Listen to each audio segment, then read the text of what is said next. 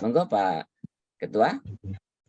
Terima kasih moderator yang saya hormati, teman-teman dari Asosiasi Profesi Dosen dan Praktisi MSDM yang hari bersama-sama kita mengikuti acara untuk knowledge sharing di bidang sertifikasi. Yang kedua, saya terima kasih atas undangan Bapak Ibu sekalian. Hari ini bisa mengikuti acara yang sudah dirancang oleh teman-teman sekalian untuk melakukan sharing dengan teman-teman di profesi MSDM. Dan terima kasih juga Pak Dasep sudah bersama-sama kita. Ini Kadin saya kira menjadi lembaga yang sangat dominan dalam konteks bagaimana kebutuhan dunia industri dan juga teman-teman yang di pendidikan supaya nanti ada link and match antara demand driven dengan supply driven. Saya kira ini sangat penting kita diskusi pagi ini. Tapi sebelumnya Pak moderator Pak Suyanto, saya tidak bisa mengikuti sampai akhir Pak, karena nanti saya ada Zoom meeting dengan Jepang, jadi untuk acara kita tentang profesi di bidang produktivitas. Jadi ada karena kita ada beberapa negara yang sudah kita lakukan asesmen bersama-sama dengan kita di BNSP. Siap, Terima kasih. Ya. Assalamualaikum warahmatullahi wabarakatuh. Om Swastiastu, Namo Buddhaya, salam kebajikan. Bapak Ibu saya hormati, ya puji dan syukur kita senantiasa pada Allah yang Maha Kuasa. Siang ini kita bisa bersama-sama pagi ini untuk memberikan informasi terkait dengan pembangunan SDM di negara kita. Tentunya Bapak Ibu sekalian, bagi teman-teman sekalian yang sudah membaca yang namanya RPJM, Rencana Pembangunan Nasional kita, sudah disebutkan.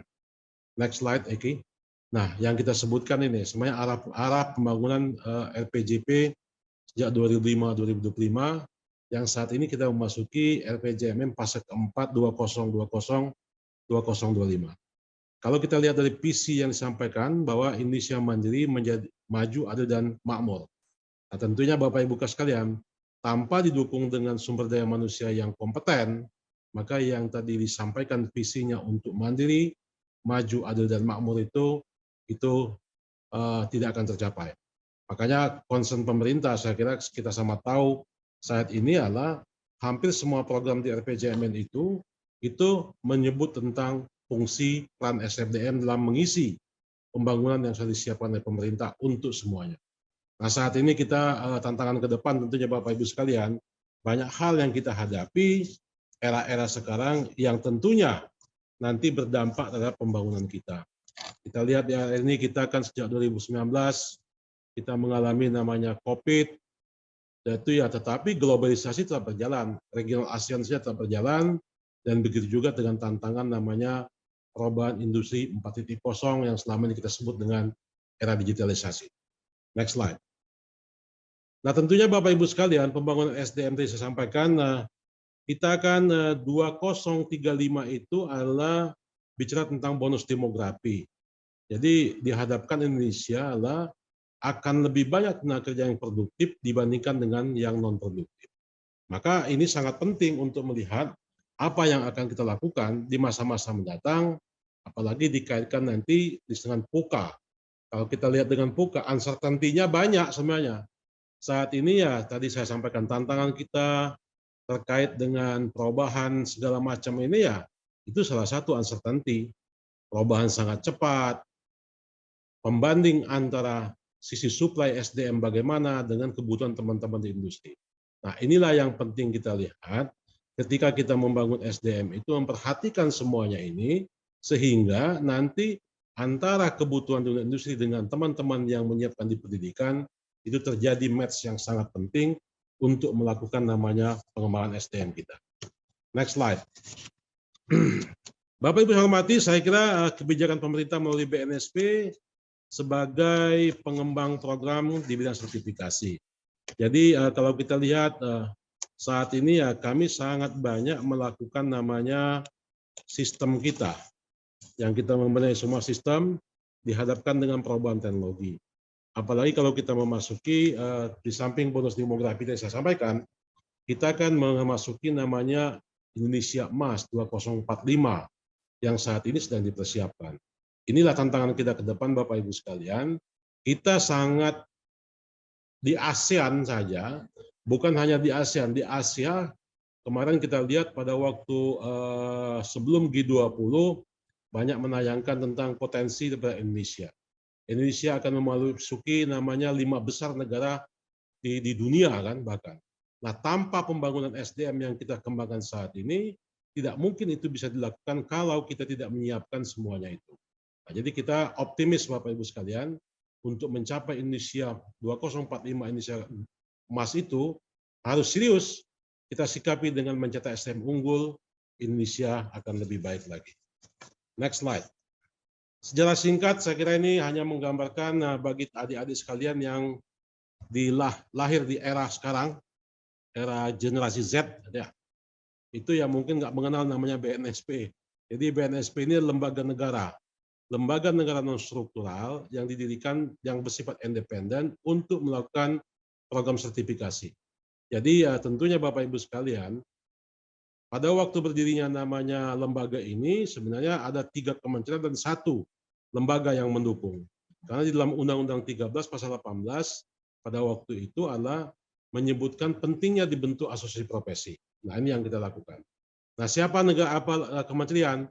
Kementerian adalah Dikbud, Kementerian Tenaga Kementerian Perindustrian, dan Kadin Indonesia. Nah, ini yang pertama-tama menginisiasi berdirinya ini. Walaupun ide ini sebelumnya sudah ada tahun 1990, tetapi baru terjadi setelah ada pengampu undang-undang yang menyatakan pentingnya dibentuk lembaga sertifikasi profesi. Lahir pada pertama di 2004 dengan PP 23 dan saat ini sudah berubah menjadi PP 10 tahun 2018 yang anggotanya yang dulunya 25 orang sekarang tinggal 7 orang. Nah, ini lembaga negara. Kami didukung oleh sekretariat dan semua dalam sistem pendanaan pada program yang ada di kami adalah dilakukan oleh APBN dari Kementerian Tenaga Kerja. Next slide. Apa fungsi kita? Tugas kita adalah melaksanakan sertifikasi profesi. Tetapi ya tidak mungkin dengan 7 orang ini bisa melakukan sertifikasi untuk semuanya. Makanya kami diberikan kewenangan untuk memberikan yang namanya lisensi kepada lembaga sertifikasi profesi melaksanakan fungsi daripada BNSP, tugas BNSP sertifikasi. Maka nanti akan saya jelaskan apa LSP 1, kedua, dan ketiga. Nah, ini yang menurut kami sangat penting dalam ini memberikan informasi apa tugas kami. Yang pertama tadi ya saya melakukan sertifikasi dengan fungsi yang 6 ini. Nah, dari fungsi-fungsi 6 ini ada 2 fungsi yang menurut kami ini yang menantang di fungsi nomor 4. Tetapi untuk pelaksanaan dari sertifikasi di pendidikan vokasi dan pelatihan vokasi juga sudah terbit namanya sekarang undang-undang atau Perpres nomor 68 tahun 2022. Itu yang sekarang sudah ditetapkan. Di dalam Perpres itu menyebut bahwa BNSP adalah sebagai pengampu atau sebagai penjamin kualitas dalam proses dan program sertifikasi untuk pendidikan dan pelatihan vokasi. Walaupun saat ini Bapak Ibu sekalian, kalau kita lihat, tidak hanya pendidikan vokasi, tetapi pendidikan non-vokasi pun, perguruan tinggi non-vokasi pun sekarang ini banyak mendirikan juga LSP.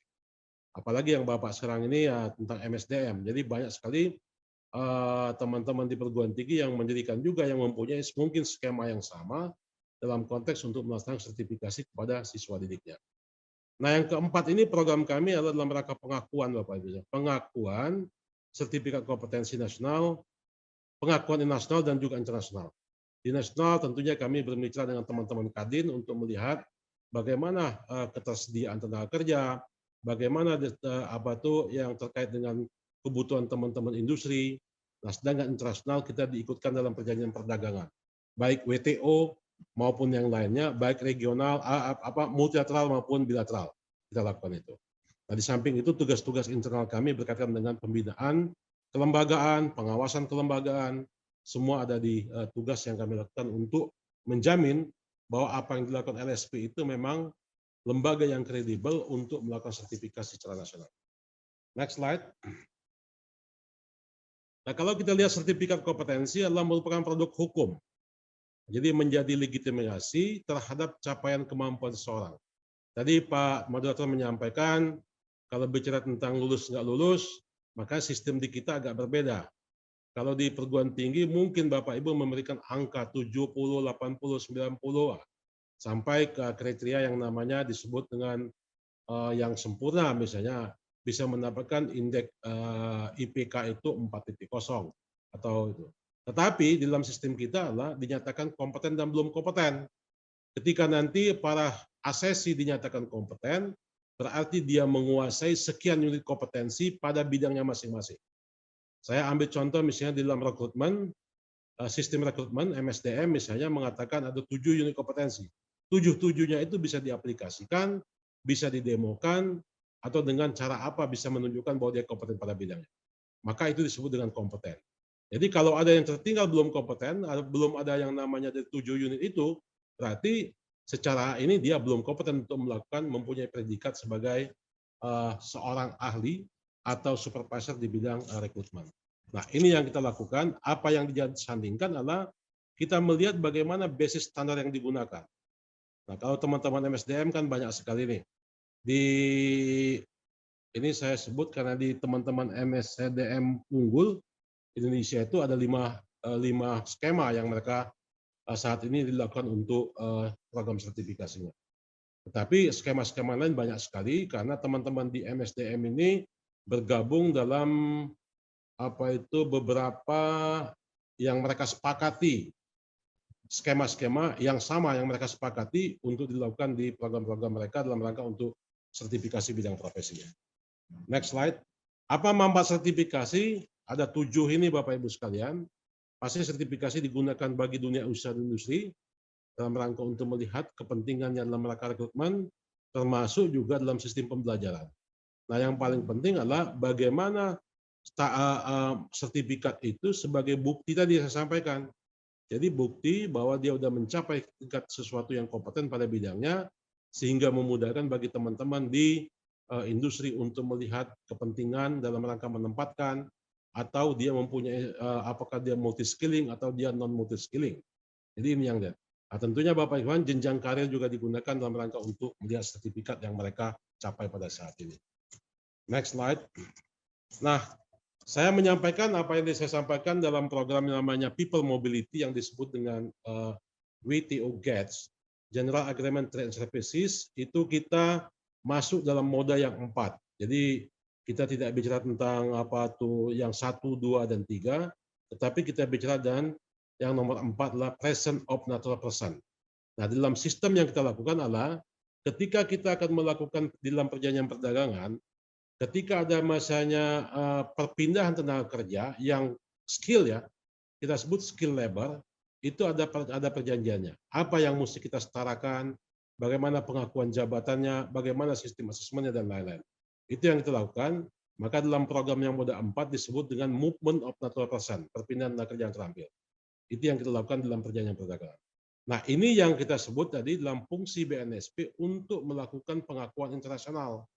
Tetapi kalau pengakuan nasional pasti kita bersama-sama teman-teman Kadin untuk melihat bagaimana sertifikat diakui di dunia industri Indonesia. Tetapi dalam konteks internasional kita melalui perjanjian perdagangan bersama teman-teman di Kementerian Perdagangan. Next slide. Nah, Bapak Ibu sekalian, tuntutan persyaratan kompetensi dalam perjanjian moda 4 ini banyak sekali.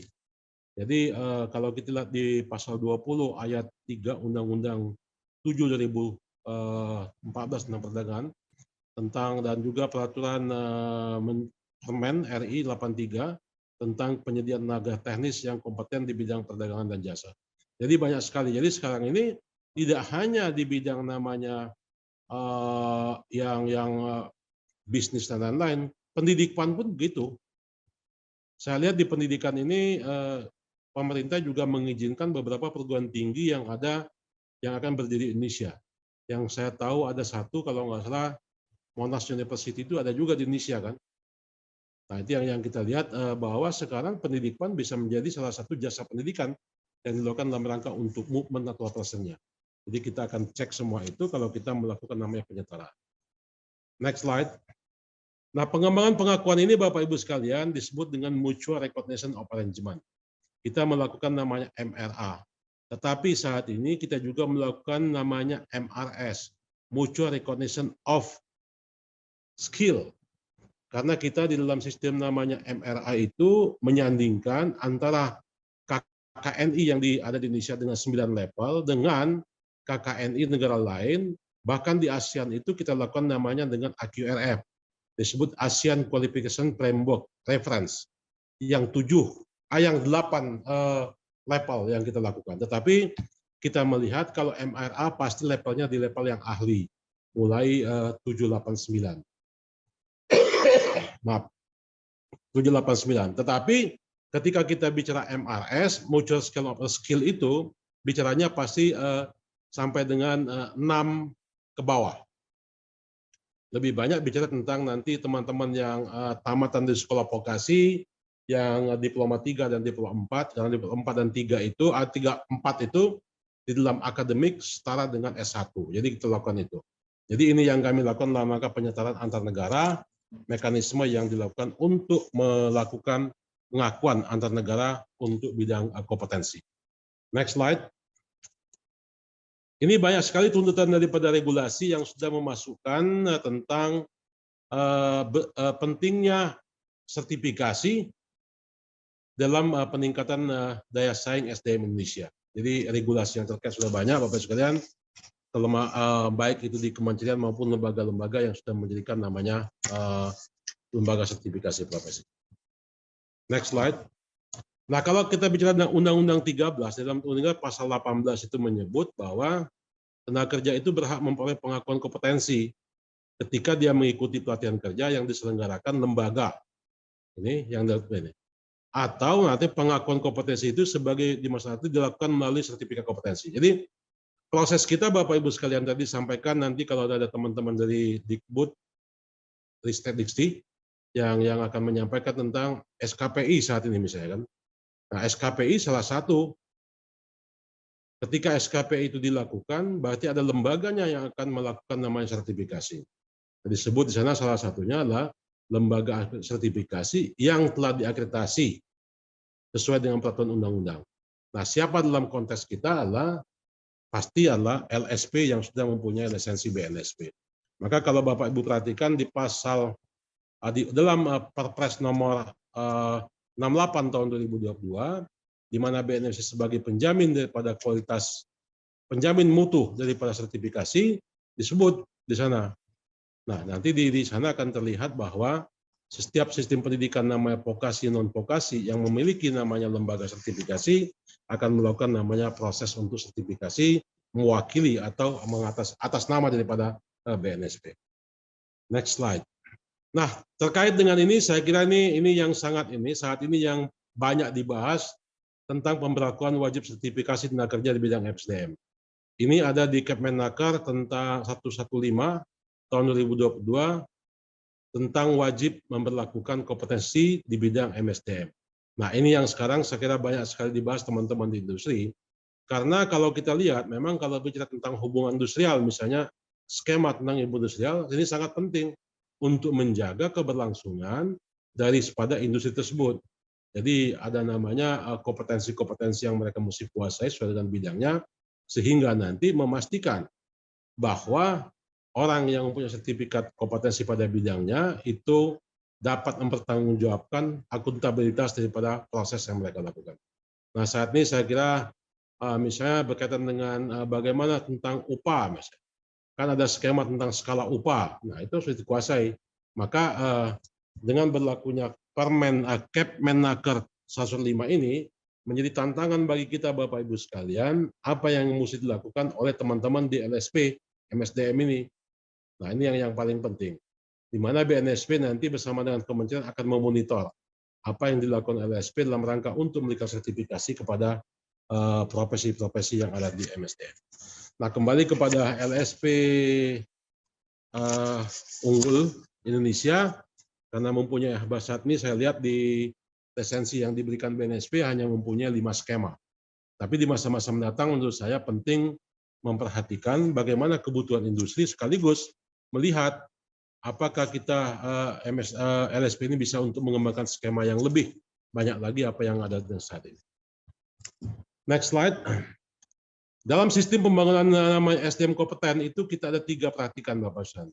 Ada namanya teman-teman industri, ada lembaga pendidikan, ada namanya lembaga sertifikasi profesi.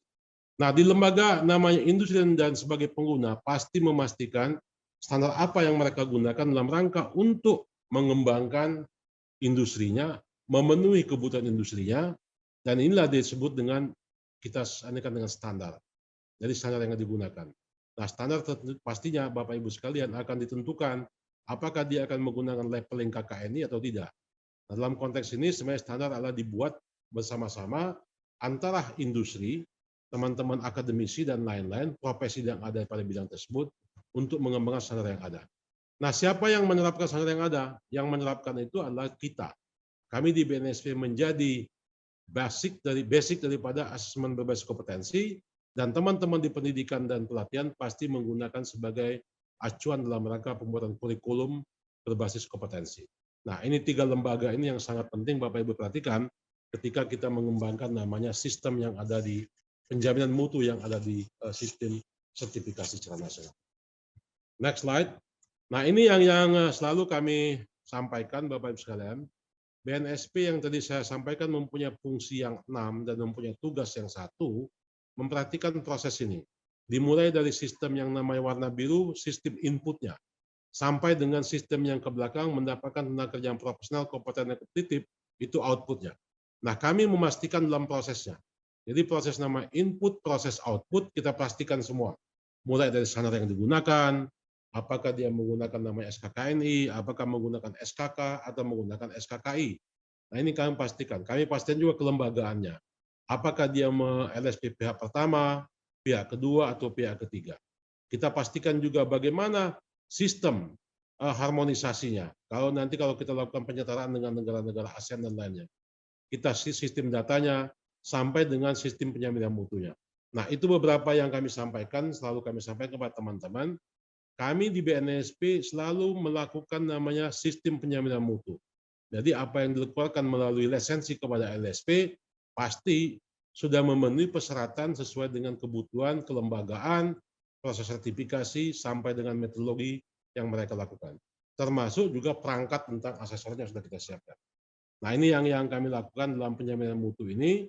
Jadi fungsi tugas BNSP melakukan ini untuk menjamin semua lembaga sertifikasi yang berlisensi BNSP dapat melaksanakan tugas akuntabel dan dia sangat dijamin mutunya untuk melakukan impartiality. Jadi ketidakberpihakan. Jadi objektivitas menjadi salah satu yang sangat penting. Next slide. Nah, ekosistem daripada penjaminan mutu kita ini Bapak Ibu sekalian. Jadi ada 6 ini. Dimulai dari lembaganya, apakah dia pihak 1, pihak 2, ketiga. Yang kedua, kita gunakan lihat standar yang digunakan apa. Apakah SKKNI, SKK, atau SKKI. Skemanya ada 3 bentuk, apakah KKNI, okupasi atau klaster, asesornya ada, MUK-nya ada, TUK-nya ada. Jadi ini dalam kita ekosistem yang kita sebut dengan penjaminan sertifikasi kompetensi kerja.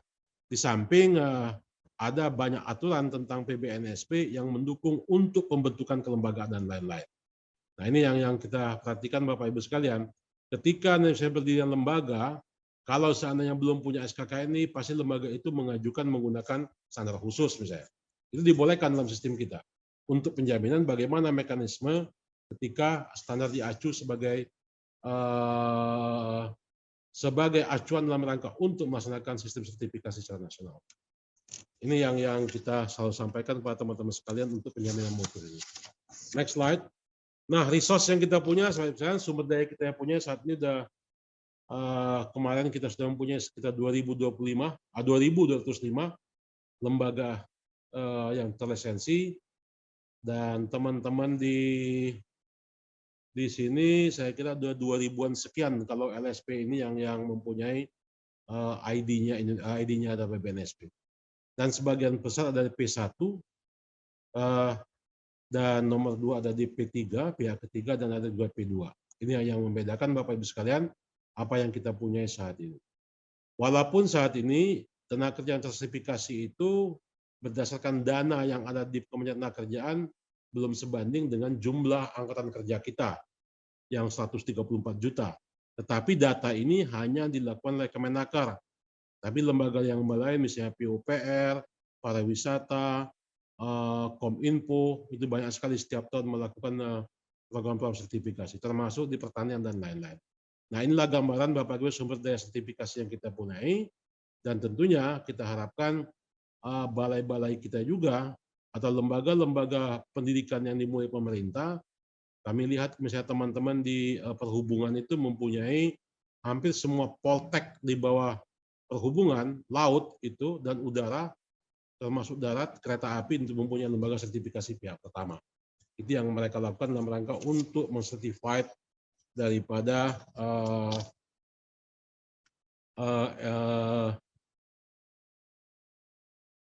siswanya akan dapat sertifikasi. Next slide. Nah, ini daftar LSP di bidang SDM yang terlisensi.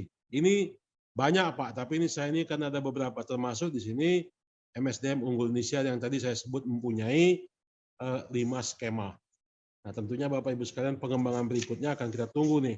Apakah MSDM ini berkembang atau mandek di 5 skema ini saja. Ini karena ada Ketua Dewan Pengarahnya, saya kira penting untuk dilihat bagaimana nanti pengembangan LSP di bidang MSDM. Next slide. Ini harmonisasi yang kita lakukan Bapak Ibu sekalian. Ini kita harmonisasi, tadi saya sampaikan tidak hanya untuk bilateral atau multi, tetapi juga beberapa yang kita lakukan dengan lembaga-lembaga di bidang produktivitas misalnya. Yang di warna orange, yang lambang IPO itu, kita sekarang sedang melakukan kerjasama untuk mendirikan lembaga sertifikasi profesi di beberapa negara yang sudah terdiri, itu ada di Mongolia, Vietnam, dan di Malaysia sudah berdiri. Tapi semua mengambil skema tentang productivity spesialis. Di Indonesia sedang digodok juga untuk mendirikan namanya LSP di bidang lembaga sertifikasi disebut dengan certification body dari yang didirikan melalui APO itu di bidang skema green productivity. Nah, ini yang kita lakukan Bapak Sekalian, yang tentunya saat ini kita sedang banyak melakukan namanya harmonisasi baik nasional maupun internasional. Yang terakhir kita kemarin sudah melihat harmonisasi untuk bidang kebencanaan. Yang ASEAN itu kebencanaan yang diikuti oleh semua negara ASEAN. Nah, ini Bapak Ibu sekalian gambaran apa yang kami lakukan. Nah, tentunya nanti kita akan banyak melakukan diskusi apa-apa yang dibutuhkan dari teman-teman di MSDM. Kalau saya lihat tadi Pak narasumber pesertanya 700 lebih. Nah, mudah-mudahan nanti diskusi kita akan berlanjut di proses berikutnya. Saya kira itu Pak moderator yang saya hormati, selamat berdiskusi. Mudah-mudahan nanti saya bisa mengikuti sampai tadi saya sampaikan saya jam 11 itu ada acara yang lain nanti dengan Tokyo. Saya mohon pamit nanti Pak. Tapi sebelumnya saya akan menunggu presentasi daripada teman-teman di bidang yang lain.